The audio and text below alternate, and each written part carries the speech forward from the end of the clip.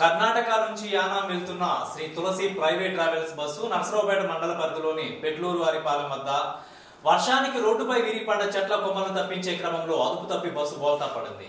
బస్సులో 39 మంది ప్రయాణికులు ఉండగా విజయవాడకు చెందిన దివ్య అనే మహిళ మృతి చెందగా దివ్యతో పాటు బస్సులో ప్రయాణిస్తున్న తన 10 ఏళ్ల కొడుకు వరుణ్కి స్వల్ప గాయాలయ్యాయి. డ్రైవర్తో సహా మరో ముగ్గురికి తీవ్ర గాయాలు కాగా 19 మందికి స్వల్ప గాయాలయ్యాయి.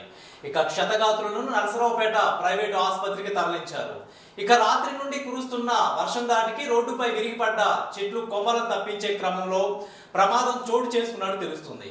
ఇక పోలీసులు సంఘటనా స్థలానికి చేరుకుని సంఘటన జరగడానికి గల కారణాలను అడిగి తెలుసుకొని పరిశీలిస్తున్నారు.